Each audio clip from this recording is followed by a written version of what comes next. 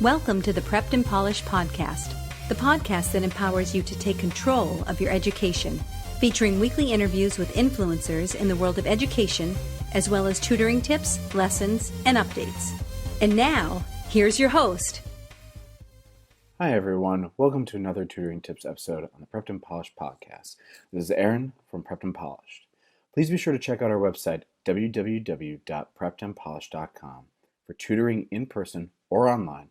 Call us at 781-753-9951 or chat with us instantly on our website.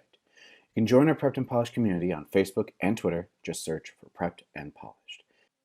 If you have any questions after the show, please ask us a question on our chat feature on our website. We love hearing from you. Let's get right into episode 222, identifying trap answers on the ACT and SAT reading sections. Both the reading section on the SAT and the ACT proved to be very challenging for many students for several reasons. First of all, if a student does not like reading, these sections will be incredibly challenging. The other factor to consider is how the questions are presented, and, more importantly, the answer choices. When you're reading a question on the reading section of either the SAT or ACT, you need to be careful on what you are reading. I always tell students, read the question carefully. When you're looking at the question, one thing you want to resonate with yourself is saying, what is the question? What are the key words, the line references, or where is it telling me to look? If we can figure that out, then you're on the right path towards answering the question. In another option, you could also consider if you know the answer right away, or if you know where to find it. If that's the case, then you can immediately go to that part of the passage and answer the question accordingly. One trap answer that I find more often than not on both sections of the SAT reading and the ACT reading are extreme answers. These answers sometimes include words such as always, never, hate, love, completely disagree, completely agree. When you have something that is as extreme and absolute as these answers, more often than not, it cannot be considered correct. The reason for that is it allows no wiggle room of interpretation. Does the author actually hate his friend, or is the author upset with his friend? These are two different answer choices that you want to consider when going from one answer to the next. Another trap answer is something that is, I consider, partially correct, or as I like to joke, 99.9% correct. Funny thing is, if it isn't 100% right, then it's simply not right.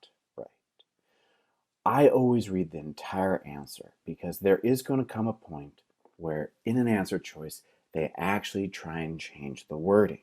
If you're not careful, you might find the exact same answer repeated, but one word changes. If you can spot the difference between the two, that's going to help you easily eliminate the incorrect answer from the correct answer.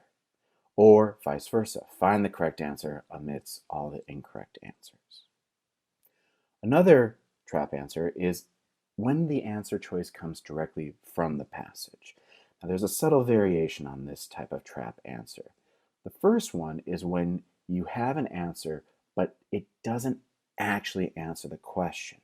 And even if it is word from the passage, if it never actually answers the question, it's going to be incorrect. Now, most students get this one incorrect as an answer choice simply because they see word for word from the passage, therefore it must be correct. In which case, I always remind students, what is the question asking? And does this actually answer the question? The other style of directly from the passage is when it answers the question, but incorrectly. Now, it might go against what the author is saying or what he or she believes.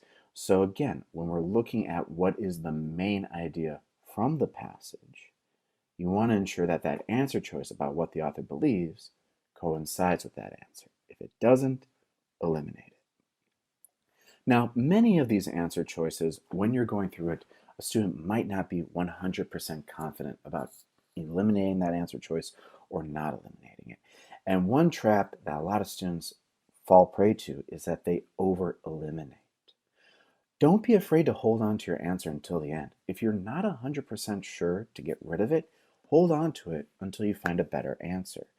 If you can, ideal scenario is you eliminate about half your answers so that you're at least in between a 50-50 shot between the correct answer and the incorrect answer. If you can find a better answer choice, you have your answer. If you can't, reassess and start over with these steps by reading the question carefully and knowing what the question is asking. Another type of trap answer that I find on either the SAT or ACT reading sections is an answer choice that is so completely wrong that its purpose is simply to distract the student from the passage. If we're reading a passage on dinosaurs, the introduction of a saber-toothed tiger to the discussion might seem completely out of left field. I call these answers obviously left field answers, where we have never once talked about saber-toothed tigers. But the student, baffled by the answer, goes back into the passage to try and find where that was mentioned, thinking he or she might have missed that important information.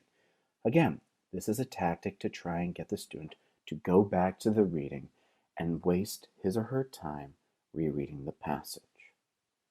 Now, in terms of the SAT, there is a type of reading answer choice known as evidence-based reasoning that sometimes confuses students. Usually, when we approach these evidence-based reading questions, a student has difficulty determining what evidence goes best with the previous answer. And what I say is the following: you should not be surprised when evidence is being asked for. In all honesty, you should have evidence to back up your answer regardless of whether you're being asked for it. So, when a student is choosing a right answer, I go through the whole process with them of saying, great, if this is your answer, where does it come from the passage? This gets them in the mindset that they should always be looking for evidence. So, when that question comes up about which choice provides the best evidence for the answer to the previous question, they're not surprised by it, and, more importantly, they actually have the answer before even looking at the line reference. It is also a great way to double check that they were correct on the previous question. One final point to consider when looking at both the SAT and ACT reading sections is that both tests are going to try and trap you with several different types of trap answers.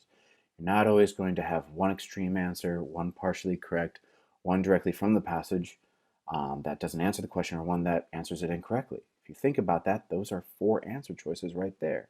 On both the SAT and ACT reading section, there are only 4 answers. So when you're looking at all these different trap answers, you have to keep in mind that there's going to be some variety. However, the most important thing that I can leave with you today is that if you can anticipate the types of trap answers that will appear, then, by that logic, you can eliminate answers as you're reading them from one question to the next. This wraps up our show, episode 222, Identifying Trap Answers on the SAT and ACT reading sections. Please be on the lookout for our next podcast, episode 223. Thanks for joining us at Prepped and Polished Podcast. Now go out there and take control of your education. Please stay safe and stay healthy. Have a great day. You've been listening to the Prepped and Polished Podcast. For more information, check out preppedandpolished.com. Also, you can follow us on Facebook and Twitter. Thanks for listening. Class dismissed.